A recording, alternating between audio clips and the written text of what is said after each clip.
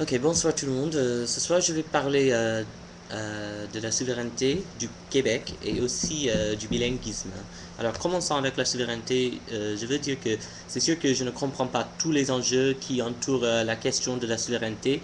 Je comprends bien qu'il y a beaucoup de Québécois qui se fâchent contre le gouvernement fédéral du Canada parce qu'ils ignorent les intérêts et le fait francophone des citoyens québécois. Et là, je pige leur point de vue parce que même si vous vivez dans un pays, c'était comme nous les Blacks aux États-Unis dans le 19e siècle, quoi. Si vous vivez dans un pays et les leaders de ce pays ne respectent pas vos droits, il est naturel que vous allez vouloir vous séparer, que vous alliez vouloir vous séparer de ce pays. Et aussi, dans le gouvernement canadien, oui, beaucoup des leaders, le Premier ministre et euh, je ne sais pas, l'Assemblée nationale, les gens qui siègent dans l'Assemblée nationale, ils parlent anglais et français, mais le problème c'est que ils ne font pas attention aux besoins du Québec. Et moi, je suis un peu blessé par ça. C'est pas pour dire que je suis québécois, c'est pas pour dire que je suis canadienne. Ok, je ne suis même pas un citoyen du Canada. Donc, c'est vrai que je ne peux pas trop avoir d'opinion là-dessus et mon opinion ne compte pas pour rien. Euh, mais comme j'ai beaucoup d'amis qui vivent au Québec et je m'inquiète de leur survie, euh, oui, j'essaie de former une opinion. Euh, la seconde chose, c'est que j'essaie d'être optimiste.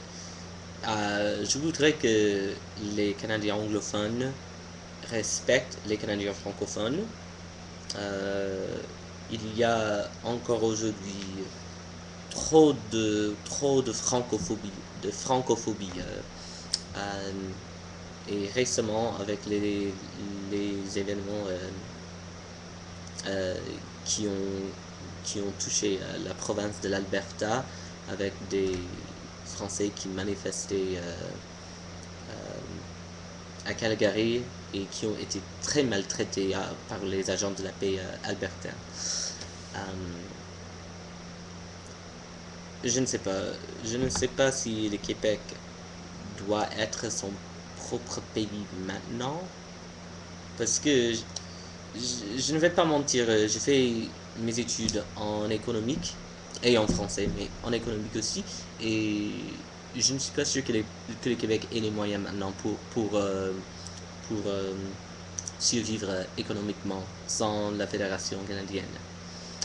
Peut-être dans l'avenir, mais maintenant. Et je sais que beaucoup de Québécois s'identifient comme des Québécois avant de s'identifier comme des Canadiens, par exemple. Mais et je sais qu'il y a deux cultures, mais je ne sais pas. Je n'ai pas parti pris là-dessus. J'adore les Canadiens anglophones tant que francophones et je voudrais que vous vous entendiez bien. Alors, c'est tout ce que je vais dire là-dessus pour le moment. Le bilinguisme, c'est une autre raison pour laquelle je ne suis pas tout à fait d'accord avec la souveraineté du Canada parce que le bilinguisme, c'est quelque chose dont je suis très... euh, c'est quelque chose que je reluque à propos du pays du Canada. Il n'y a pas tous les pays dans le monde qui sont bilingues. Ok, le Canada a la chance d'avoir deux langues officielles. C'est sûr que 99% de la population parle anglais, ok, c'est clair. Mais il y a un pourcentage de la population qui parle français et il y a beaucoup de gens qui parlent anglais et français à la fois. Et le fait de pouvoir parler deux langues dans un pays, je pense que c'est vraiment un cadeau. Là où je vis aux États-Unis, je n'entends que l'anglais. Ok? Et j'aimerais. Et des fois, je suis très déçu que la langue anglaise soit ma langue maternelle parce que ça fait en sorte que nos connaissances en linguistique sont nulles. Nous sommes incapables d'apprendre de nouvelles langues. Nous ne sommes pas si cultivés culturellement que des gens qui viennent d'autres pays et qui parlent d'autres langues parce que aux États-Unis, ben, de toute façon, en Pennsylvanie, Nous n'avons pas beaucoup de culture, nous n'avons pas beaucoup d'expression, je ne sais pas.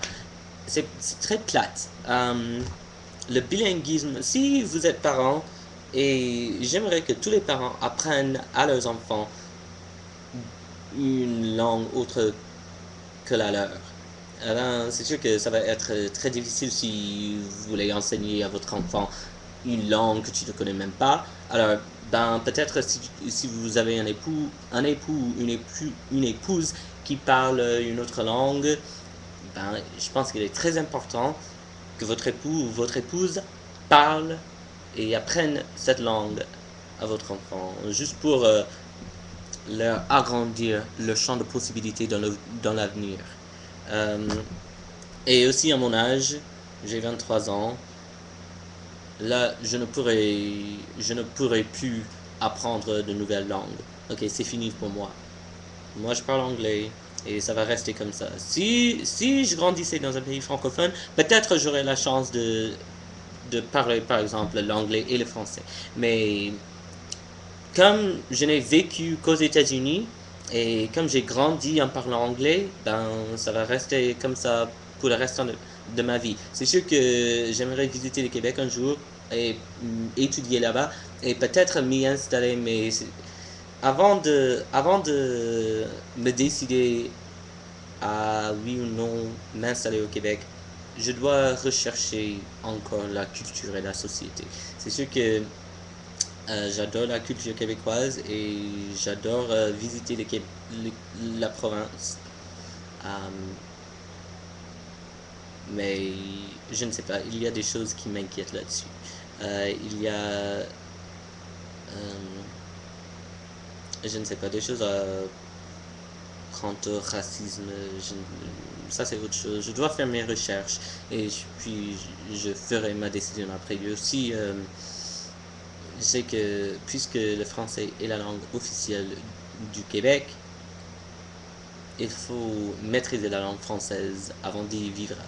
Alors, je ne suis pas heureux que beaucoup d'immigrants viennent s'installer au Québec sans pour autant parler français. Ils parlent anglais, mais la langue officielle, c'est le français. Et, mais ils ne respectent pas ça. Alors, cela m'agace vraiment. Euh, si si vous voulez faire partie d'une société, faites comme les autres dans cette société. Euh, mais de toute façon, c'est tout ce que j'ai à dire ce soir. Et vous pouvez me laisser des commentaires ou me poser des questions. Alors, bonne nuit.